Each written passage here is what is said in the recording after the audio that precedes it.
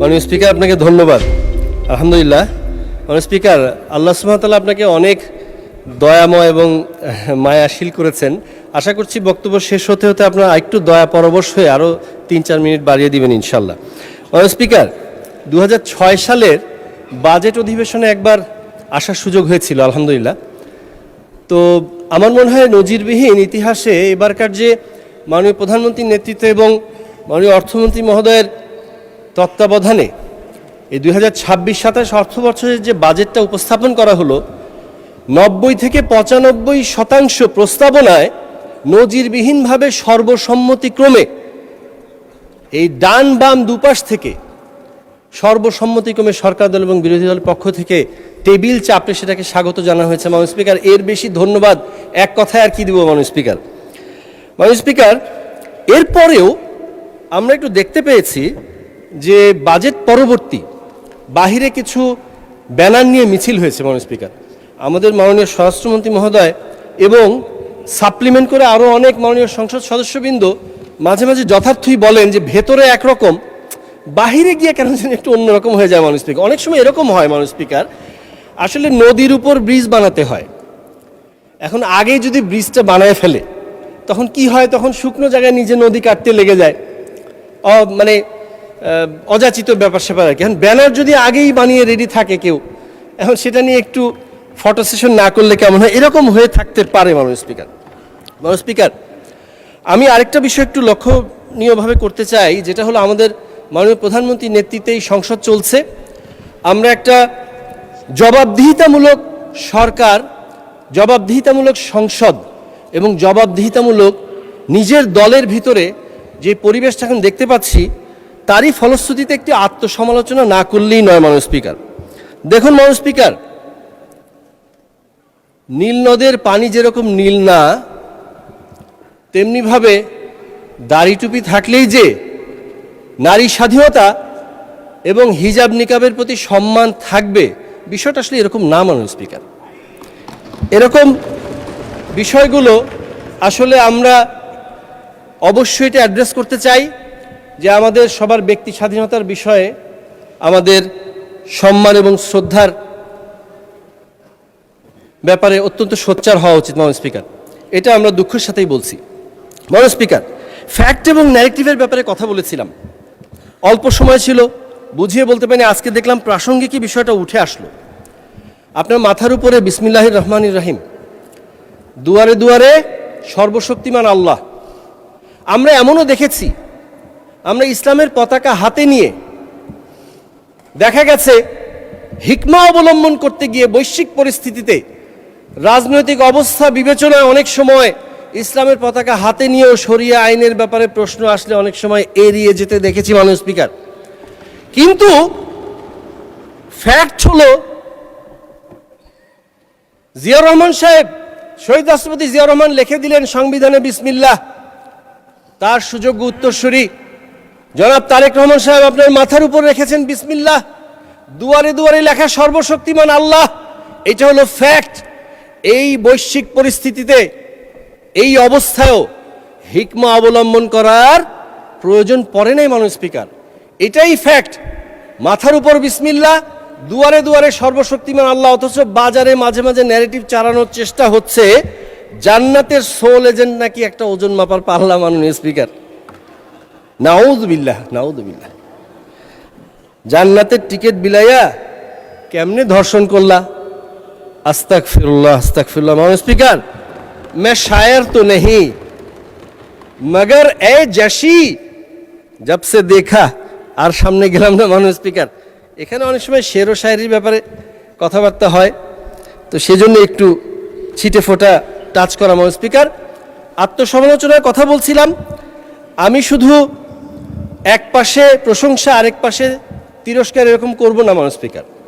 প্রায় 20,000 কোটি টাকা, আমি যদি ভুল না শুনে থাকি, যদি তন্দ্রাচ্ছন্ন না হয়ে থাকি, বন্ধ শিল্প কারখানা চালুর ব্যাপারে, বরাদ্দের ব্যাপারে কথা হয়েছে মাননীয় স্পিকার।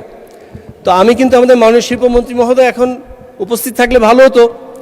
মাঝে মাঝেই যখন আমার রংপুর সুগার মিলসটা পুনরায় চালুর ব্যাপারে কতটুকু কী অবস্থা হলো, এটা যখন কথা বলি, আমার শ্বশুরবাড়ির এলাকার এমপি সাহেব এবং মাননীয় মন্ত্রী তিনি ডাগর ডাগর চোখে ঠান্ডাভাবে আমার দিকে তাকিয়ে থাকেন।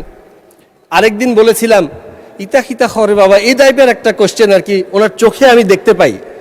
কিন্তু মাননীয় স্পিকার, এই মৌনতাকে আমি সম্মতির লক্ষণ ধরে নিচ্ছি।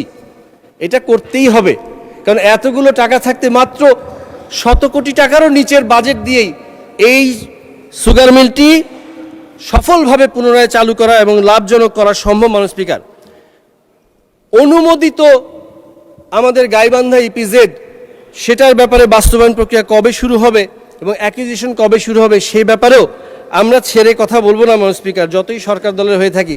যেহেতু বাজেট হয়েছে, আমাদের অ্যালোকেশন দিতেই হবে ইনশাআল্লাহ। মাননীয় স্পিকার, ওয়াজিরে খামাখা একজন ছিল, তার সাথে টকশো করতে গিয়ে শুনলাম 8,32,000 কোটি টাকার বাজেট নাকি ছায়া বাজেট করেছেন তারা। বলছিলেন 9,38,000 কোটি টাকা এত বাজেট হয়ে গেল, 5 লক্ষ কোটি টাকা ছিল আসলে বাস্তবিক বাজেট। তো আমি প্রশ্ন করলাম যে 5 লক্ষ কোটি টাকা যদি বাস্তবিক হয়ে থাকে, তাহলে আপনি মিস্টার ওয়াজিরে খামোখা 8,32,000 কেন করলেন? আপনি 5 লক্ষ করলেই পারতেন। তো ছায়া বাজেটটা কিভাবে প্রণয়ন করবেন একটু যদি দিতেন, তাহলে বোঝা যেত আর কি কি অবস্থা। মাননীয় স্পিকার, বাজেটে চানাচুরের পুষ্টিগুণ জানা সম্পর্কে একটা যদি কমিটি করার জন্য বরাদ্দ রাখা হতো তাহলে খুব ভালো হতো। চানাচুরের ডিব্বা না, চানাচুরের পুষ্টিগুণ।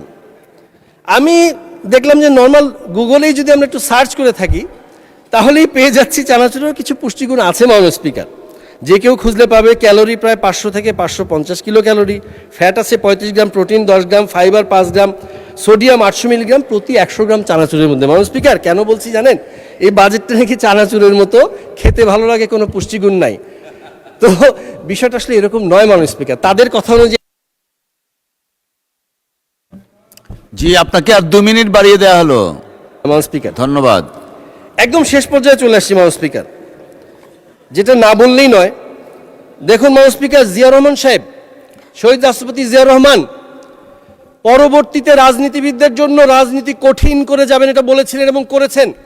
বীর দর্পে ছুটে চলেছেন, তরুণ যুব সমাজকে নিয়ে খাল খনন থেকে শুরু করে অন্যান্য সমস্ত কার্যক্রম বাস্তবায়নের জন্য আনাচে কানাচে ছুটে বেরিয়েছেন। তেমনিভাবে আমিও মাননীয় প্রধানমন্ত্রীর এই ছুটে বেড়ানো আমাদেরকে সাথে নিয়ে এই কর্মকাণ্ডে উদ্বুদ্ধ হয়ে আমি আজকে সকল সংসদ সদস্যের জন্য একটা বিষয় একটু কঠিন করে দিতে চাই। মাননীয় স্পিকার, আমাদের 32 গাইবান্ধা 4 গোবিন্দগঞ্জ আসনে মাননীয় স্পিকার, আমরা একটা ভলান্টারি বাজেট দিচ্ছি, স্বেচ্ছাশ্রমের বাজেট দিচ্ছি। এই বাজেটের সাথে 2টা খাল খনন প্রকল্প হয়েছে, সফলভাবে চলছে। এই 2টা খাল খনন প্রকল্প শেষ হওয়ার পরে আমাদের গোবিন্দগঞ্জের আপামর জনসাধারণ, বাংলাদেশ জাতীয়তাবাদী দল বিএনপি এবং অঙ্গ সহযোগী সংগঠনের সব নেতৃবৃন্দ এবং নেতাকর্মীকে সাথে নিয়ে আমরা প্রায় 1 কিলোমিটার একটা দীর্ঘ খাল কোনো বরাদ্দ না নিয়ে স্বেচ্ছাশ্রমের মাধ্যমে আমরা সেটা বাস্তবায়ন করবো ইনশাআল্লাহ। পরবর্তীতে we the people of Gobindganj will definitely make the politics difficult for the politician ইনশাআল্লাহ। মাননীয় স্পিকার, এভাবে একটা স্বেচ্ছাশ্রমের বাজেট আমি সাথে সম্পূরক প্রস্তাব করে দিয়ে ইনশাআল্লাহ বাস্তবায়ন করে আবারও একদিন কথা বলবো। মাননীয় স্পিকার, সবাইকে ধন্যবাদ জানিয়ে আপনি এই মহান সংসদে এই বাজেট আলোচনায় আমাকে সুযোগ দেওয়ার জন্য ধন্যবাদ জানিয়ে আপনার কাছ থেকে বিদায় নিচ্ছি। একদম বিদায় বেলায় শুধু এতটুকুই বলতে চাই, দেখুন আমরা যেভাবে সম্প্রীতি নিয়ে এই সংসদটা শুরু করেছি, সবাই তাকিয়ে আছে। জুলাই অবশ্যই আমাদের চেতনা, তবে জুলাইকে আমরা বিক্রি হতে দেব না ইনশাআল্লাহ। সবাইকে ধন্যবাদ। মাননীয় স্পিকার, আপনাকে ধন্যবাদ। বাংলাদেশ জিন্দাবাদ। মিশন 90 সংবাদের পিছনে নয়, ভিতরে ছুটি।